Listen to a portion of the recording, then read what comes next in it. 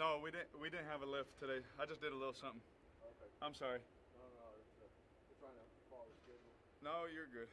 Yeah, it shouldn't have been. You guys, I wish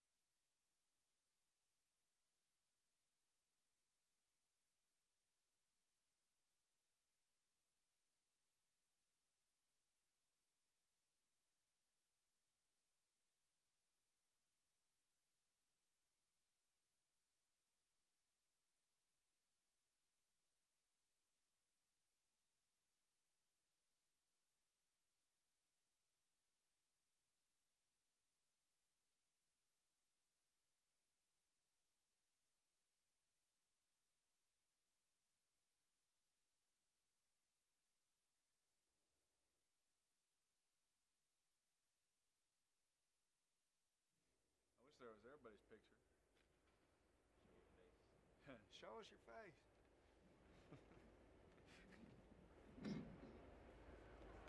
okay, ready? Let's go, Vinny. All right, Vinny, you're up. Hey, Derek, Vinny with the Review Journal. Obviously, we see you with all your new offensive weapons, and that's looking pretty good, but you're also playing against what looks to be a better defense, a more aggressive, faster, athletic defense. From your perspective, are you seeing that? Yeah, absolutely, 100%. It's more competitive. The rush is great. The linebackers are very athletic, can fly around, smart also. The DBs, the young DBs, a lot of guys, that not a lot of people have heard of, but really good players. I'm really excited about, our corners. The coverage is stickier, and they're doing some good things. So, very excited. I think just to describe them as a whole, I think they're just more athletic. They're faster. They fly around. It's very, very, very cool to see.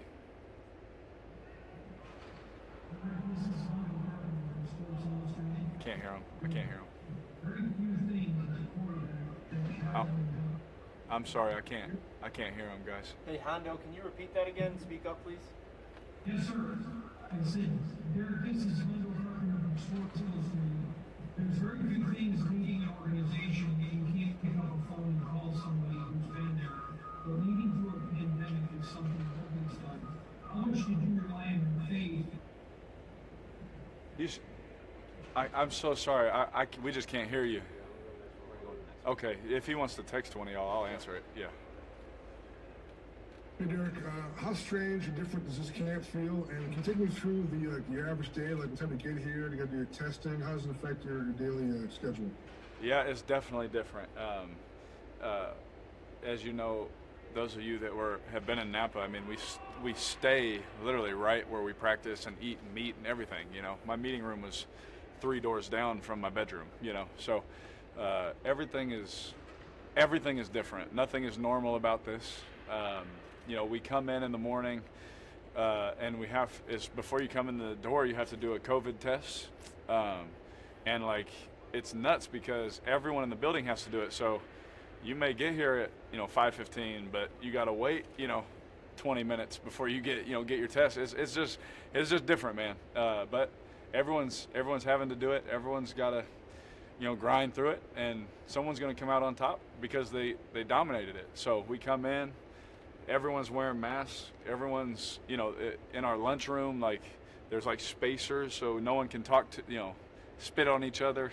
There's spacers, clear, spacers on all the lockers. When we go in the weight room, you get done using something, you got to, wipe it off, disinfect it, hand sanitizer.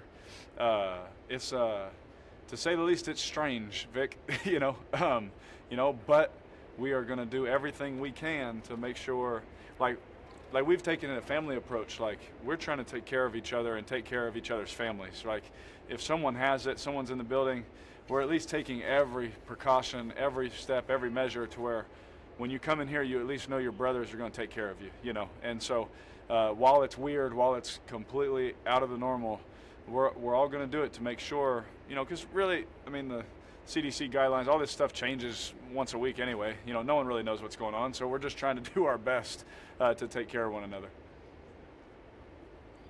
Derek Graney from the Review Journal, you talked about before camp the young guys and how much you like them, and I know it's a small sample size, but now you're, and especially the young receivers, they've looked like they've transitioned very well. What have you seen in pads from them? And I know it's a small sample. Oh yeah, they're one thing that I can say about these last couple classes, you know, since Coach Gruden has got here and with Mr. Mayock, is these guys love football. So in pads, not in pads, they look the same, you know. And usually when we put pads on, there's a big discrepancy. There's a big difference in some of these young guys where you're like, oh, he's not going to make the team. You know, he's not going to play long, and sometimes they end up not playing long, you know. And with these guys, you're like, oh, these guys are football players. So very excited about them. But I mean, we can be excited about them and have the hype and all that, but it doesn't matter, man. We gotta put the work in every day. We gotta go do it on the football field on game day. So we are excited, but I'm gonna downplay that one a little bit. No predictions, no nothing. We'll just, you know, let their play do the talking. I think that there's a long way to go for them. I think that they have some details they need to iron out that we were ironing out today. But you know, great communication leads to great execution. So hopefully we can continue to get on the same page and more good things will happen. Hey, Derek, it's Paul. How easy or how hard, how would you describe the adjustment you have to make to dealing with the speed that Henry Ruggs presents when he's running a go route and you have to hit him in stride? Yeah. Timing. Yeah. It's you know, it's unbelievable how fast he can run. You know, Darren Waller had a better quote than I can give you. So he's fast, you know. And so he reminds me of two guys I played with in college, Jalen Saunders and Devin Wiley, both, you know, 4.2 guys, you know, and when you threw to them, you know, you could lead them a little bit and not worry about overthrowing them or missing the ball. There's sometimes that you see sometimes in games all across the NFL where some deep balls were a little underthrown, or because maybe that guy's not a 4.3 guy where you can just trust to, you know, let that thing out there and let the guy go get it no matter where it's at. You know, you see that all the time because you're trying to be so perfect. With these guys, with him, with Waller, with Zay, you know, with Hunter Renfrow, those really, really fast guys, as Hunter walks by, you know, you can literally just let the ball out there and they'll go get it and make you right. And so I think the NFL, a lot of guys are fast, Paul. You know, a lot of those guys can run, but where they make their difference is when that ball's in the air, they can separate even more. You know, I think that's where I see it the most. Everyone can, you know, run kind of stride for stride a little bit, but when that ball's in the air, you see just another kind of gear, you know, for him to go get it.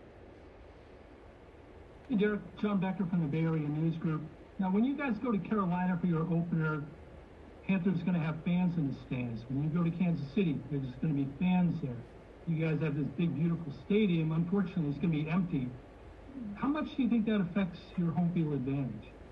I don't know. You know, we don't know. We've never done it. You know, John. Like we're all seeing stuff that no one's seen before. You know, not only in football, but you know, with people's jobs. You know, people's small businesses being shut down. Especially, you know, in California, everything's shut down. No one can do anything. And really, my heart is for them right now. You know, John, I'm being honest. You know, if there's anything, any message we can get out of this, I hope that, you know, that those people, those small business owners are all right, and those people with those, you know, middle class jobs and things can get back to work and things. So that's where my heart's at. You know, with the fans, I know that there'll be noise. You know, I think, you know, most of these stadiums pump it in anyway. You know, and they don't tell you about it. So all of a sudden it's loud, and you look around and you can't hear anything yet. No one's screaming in the stands. You know, so you know, it's pretty interesting. So we'll see. I mean, for us, we've taken the mindset, John, that we're all we got right now. You know, we don't get the fans, we don't get that, so we got to bring our own energy and our own juice. So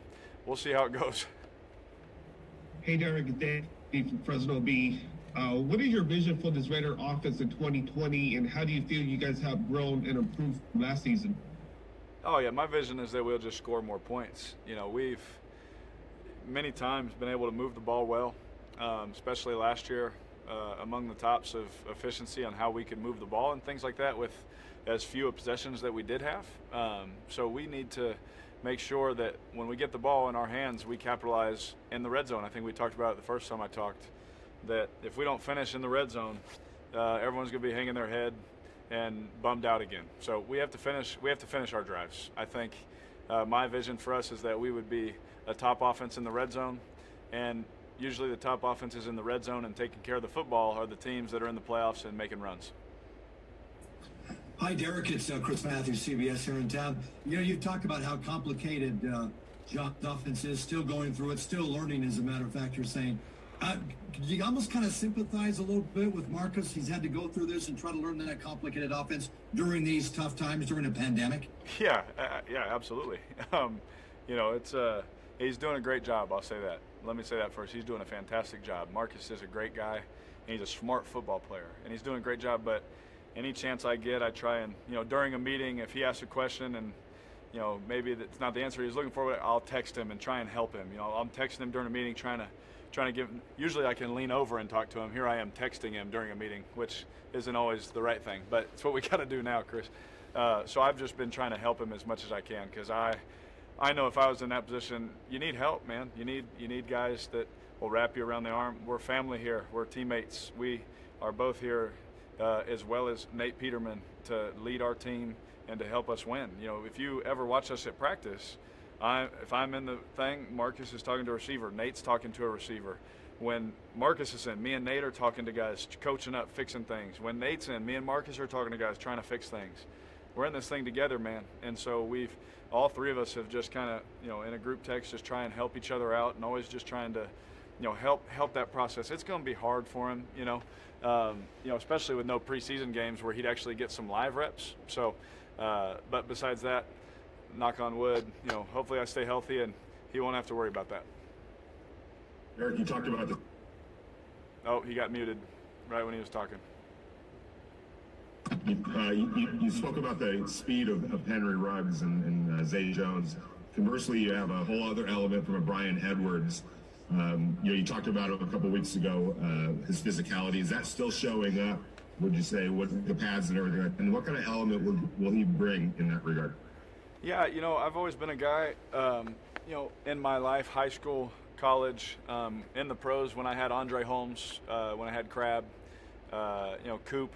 I love throwing the ball up and giving those guys chances. You know, I feel like if a guy's running side by side with someone, I can put it in a place where only they can get their hands on it. And that's where that was our goal line offense at Fresno State was, Devontae, just run a fade and I'll just place the ball and you go get it. And that's kind of how Brian is, you know. You know, he's the guy that, you know, wherever I put the ball, I have confidence in how strong his hands are, that he can separate, make an extended catch while guys are holding on to him, grabbing onto him, and everyone can high five and be excited about it, you know, instead of just a long foul ball. So he's an exciting guy, man. You know, he's got some details to iron out. You know, there was a ball I went to give him a chance today. It was a matchup thing. I could have went there or here. I gave Brian a chance, and something happened where we'll watch the film and talk about it. But you know, the next play he comes back, I get mad at him and all these kind of things. Next play we come back, I give him another chance, and he strong arms the ball, throws the corner off of him, and it would have been a 40, 50-yard play, you know, just because he's that strong, you know. And with other guys, usually it's catch tackle, whereas he catches it and can throw people and make plays that way. So he's not a 4-2 guy, but don't let it just the violence of his routes and how strong he plays fool you. The man can run also. So it gives us a dynamic where I can, again, you know, I love dropping back. If you watch, anytime I've had a tall guy or those kind of guys, I love just throwing it up and giving them one-on-one chances, and he's that kind of guy. Last two guys. Hey, Derek, Case from Las Vegas Sun. I know you've talked repeatedly about, you know, having all these new weapons, how much you're enjoying that, but it seems like they all have different specialties or different things they do well. Is this one of the more, complementary, well-rounded receiver groups you've ever worked with? Yes, absolutely. You know, I've been around some good groups in my time. We've had some fun years. I've been around some times where everyone gets hurt, and, you know, we're just trying to figure it out, you know. Whereas here, we have a great group of guys where if someone does get hurt, it's like you feel for your brother, and it's like, dang, you don't want to lose anybody, but hey, we have this element now. Hey, we have this guy that can do this. This guy can run these routes. This guy can take the top off. This guy can run these kind of routes, and just I guess the opportunities are limitless. I think that's what Coach Gruden wanted. He wanted just a whole bunch of different guys, versatile guys that he can call this or he can call it. He wants, in Coach Gruden's playbook, he wants to go into a game with this many plays where some guys go in there with this. He wants this many things because if you're stopping that, he's going to go here. If you're stopping that, he's going to go here. He's not going to let you just stop thing and then just give up and the game's over. He's going to make sure that he's going to stress you out with every ability that we have. And in that room, there's just so many things. You think about it. We put Brian or Tyrell or Henry or Zay or all those guys. Nelly, you put whoever you want outside, and you put Darren Waller. You got Jason Witten, our tight ends, Foster, Derek, and then you put Renfrow in there. Like, who's going to cover Renfrow? Who's going to cover our backs? I think that was Coach Gruden's goal and his vision, his dream when he got here was, hey, it may take some time, and we talked about it. He said it's going to take some time, but we're going to get to a place where we can do whatever we want as an offense. We can run the triple option if we want. So I think we're going to do that in Carolina. Last one. Hey, Derek, Scott Branson with Raider Nation Radio 920. Listen, you just talked about some of the guys that they've built around you now, this roster defense as well. But talk about continuity, especially coming off this strange offseason, for you to have the kind of continuity you had now with Mike Mayock and John Gruden. How does that mean for you for your mindset going in and preparing for this season? Oh man, it's been great. I think I'll say this: my relationship with Mr. Davis, Mr. Mayock, and Coach Gruden, it shows me how an organization, like a professional organization, should be run. Those guys are first class, Scott. Those guys, all of us are on the same page at all times. Like there was a time where we had a dinner and we're all sitting there hanging out, and all of a sudden it's just a couple coaches, myself, Grew, and Mr. Davis, and we're sitting there talking about stuff and figuring stuff out for the team, and we're all on the same page. We all talk on the same level, and whenever that's the case, there's no he thinks this, we're going to go this way, and this and that. If we're all pushing in the same direction, that's your best chance to win. It doesn't guarantee it, but it gives you your best chance. And everything that Mr. Davis, everything that Mr. Mayock, Coach Gruden have told me, every single word that they have told me, not to you guys, but to me in person, has come true to a T. And that's unbelievable. Other quarterbacks I talk to, sometimes around the league, they don't even know what's going on. You know what I'm saying? And then it shows, And one thing that I'm thankful for as a quarterback, as a player, you're always told the truth. You always know where you stand. When I say, Mr. Mayock, what do you see? How can I get better? Coach Gruden, how can I get better? They give you things, and when you work on those things, they remember 8 months ago that conversation. They say, hey, you worked on that. Look at this play. You did this and this. And they're on it all the time. They're football guys, just like I am. And so one thing about them that I think main thing is that everything they say comes to fruition, man. They are exactly who they say they are. Thanks, everyone. Hunter's up next. Oh, the Renfrow.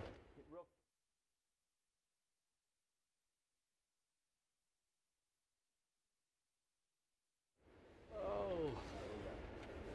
How are y'all doing?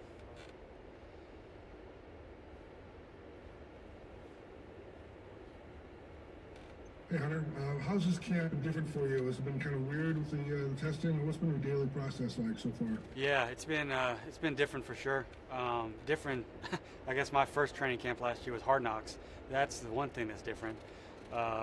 Just from in the past, this COVID has thrown everybody for a wrench. There's a lot of negatives that come out of it, a lot of things that you don't want. But for me, I'm trying to find the positive in it. I'm trying to find the positive in everything that's going on, and so it's shaken up the schedule a little bit, but it's been good. It's been good to try new things, do new things, some more times in some areas, and so I feel like it's been a good camp so far. Hey Hunter, it's Tashawn Reed from the Athletic. I have a non-football question here. I saw this month your wife posted on Instagram, I believe, that you all are expected. Yeah. What are your emotions surrounding that? Yeah. No, I mean we're extremely thankful. It's going to be after the Super Bowl, so we're excited about that. Planned that a little bit out. So I think when we won the national championship at Clemson, I got a dog like right after the national championship, and now we're getting a kid right after, hopefully the Super Bowl this year. And so we just couldn't be more excited and thankful. So, thank you. Yeah. Hunter, this is Hondo Carpenter from Sports Illustrated. There's a lot of different ways guys have dealt with the pandemic. I'm just curious how much you've relied on your faith. Yeah, no, absolutely. For me, I'm a Christian, so I have kind of a past worldly view, I guess you could say. That there's a lot of craziness going on right now, but I've just been so thankful that I can rely on guys on the team and in my faith that our treasures aren't in this world. And so no matter what's happening and going on today, all the bad stuff, all the brokenness, that I'm living for something better and down the road. And so that's just kind of how I've been dealing with it, comfort in it. Still doesn't take away from all the tragedy and the craziness that's going on, but just gives you a glimmer of hope and light that you can be able to navigate through it. Hunter, it's Ed Graney here from Las Vegas View Journal. You have young receivers in the position you were in last year in the pads for now. Small sample size, but how can you help them? What do you talk them through in terms of the next several weeks of trying to adjust to that level? It's been so impressive to watch them play, honestly. I feel like last year I was messing up a route or just a concept every other play, and you barely have any with them. Just the intelligence that they're bringing, it really has been very impressive. Whether it's a freshman coming in college, or I guess my second training camp watching rookies come in, I mean they're two of the best I've ever seen between Brian and Henry for sure. And then be able to, because you have so much just going on in your head of how you want to, just making sure you line up the right way and then how you want to attack these guys, but there's no technique. And what's been impressive is they're finding ways to kind of remember what to do and then finding better ways to do it as the camp goes along and as the practice goes along. And for me, just the fundamental side of it for them, that's been what's been most impressive. Being able to be comfortable with getting lined up right and the play call, being able to process it fast, because we go fast. Derek's very smart and he likes to keep people on their toes, but to be able to work some technique in with it, and it's fun to be around. The competitiveness with Nelson Aguilar coming in, Zay Jones, it's just been one of the more fun camps so far for me. Just you don't go out there and you look at the clock and wonder when practice is going to be over. You're competing every day. I mean, you're competing last period. You're just trying to outdo. Because Nelly will go out there and make a great play. Then Henry will, then Brian, and then Marcel Aitman. And all these guys are making great plays. And then you're like just excited to go be a part of it. And so from that standpoint, it's been a lot of fun. And those rookies have kind of jump-started it. Hey, Hunter, Scott with Raider Nation Radio.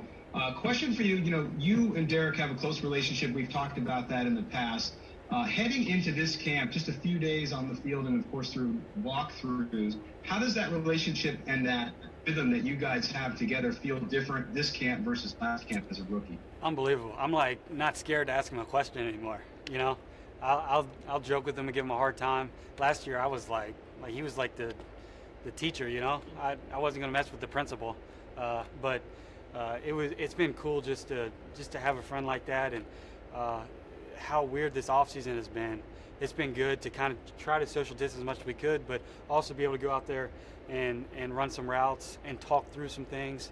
And it's just the game has slowed down so much for me where I can see kind of what he's seeing a little bit. And he's still light years ahead of me, but just little things like if I'm trying to run a choice route, just being able to see 2 high versus 1 high, what we're trying to get done on the play, kind of know his progressions. And it's been a lot of fun. It really has. And there's not a better quarterback out there than Derek. As a leader, first off, just how he commands the attention of the whole team, what he does for everybody. There's nobody else in the world I'd rather have. And he has what it takes, and it's going to be awesome to go prove that this year. Hunter, looking back on your first season, how would you kind of explain how it went? How would you analyze how your season went as compared to expectations? And then also, what was your homework assignment over the summer? Yeah, so I really didn't have many expectations last year. I just kind of wanted to be the best version of myself. And through the first probably half of the season, it was bad. Like I was doing what I said earlier. I was just worried about lining up right and knowing what to do. I had no I didn't even think about like how to get it done. And as the season progressed, I got more comfortable and kind of figured out, all right, I got to do it my way. I gotta just go out there and have fun with it and use my technique and play around with some things. So it got better, obviously, as it went along, like it should. But it's been fun. I don't even remember the last part of your question. Did you have a homework assignment over the summer? And real quick, going back to that, was there a time that you remember that it clicked for you? You said the first half didn't go. Yeah, honestly, I know I've talked about it before, but I went home, and I'm big on just processing things and just thinking how I want to set people up, how I can make this route look like all my other routes. If I run a choice, I want to set it up like I'm running a sail so I can attack them vertically. Everything stems off the vertical stem. But when I went home for the bye week and I went hunting and be able to sit in a tree stand and kind of just sit back and think about things. And then I think we played Green Bay that next week, and I didn't have a great statistical game, but I was able to kind of, something clicked for me, and then I just felt a lot more comfortable. And then my homework assignment for this year was just to get a little stronger in the core. I feel like I've done that, and just be able to kind of envision. Last year, everything was happening so fast. You went to the Senior Bowl. We played National Championship, Senior Bowl, got married, moved to all the way across the country. Everything was just happening. So this year, I just really wanted to be able to visually plan the season out, know what to expect, and just get better at, all right, if it's one high versus two high, what can I do on some things? I think in Cincinnati, I ran a choice route, and I should have seen that backside lurking safety come down. Little things like that, just be able to recognize coverages a little better. Hey, Hunter, Paul Gutierrez here from ESPN. We talk a lot about speed and how guys like Henry Ruggs can take the top off of the defense, but what does that do for guys that are running the intermediate and shorter routes, and especially for a slot receiver? That opens it up, hopefully. It's been good. I mean, Waller's one of the fastest tight ends out there, so it was good to have him last year. And Henry, Nelson's a blazer, Zay Jones, Rico. I mean, all these guys can run, and so it's awesome. It just stretches the field vertically.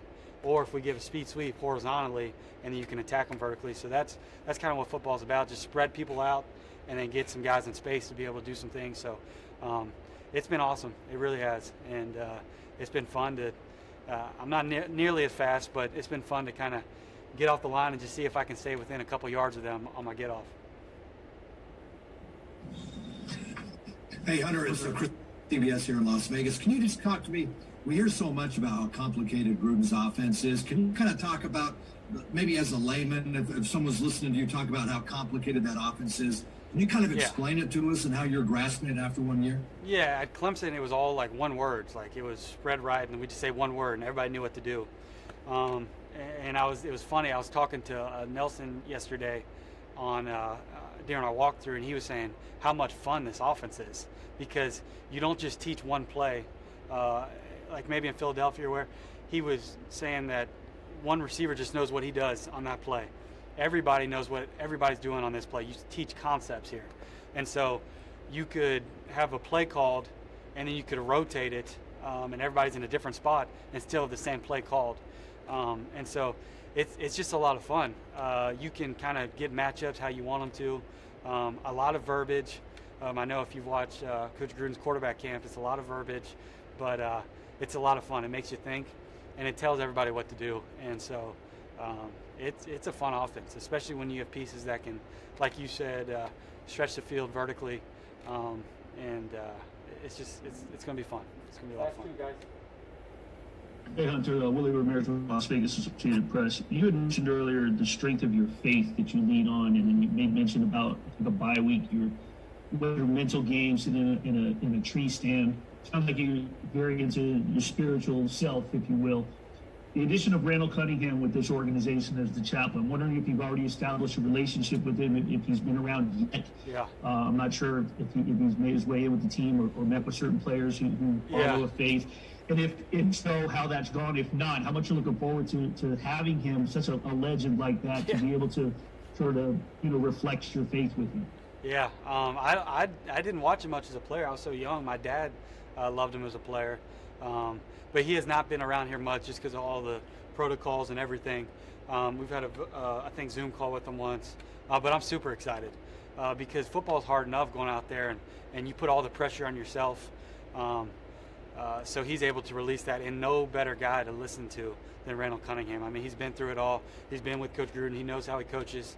And so I think he's able to free a lot of the players up and kind of take away all the worries off the field so that we can just be the best version of ourselves on the field.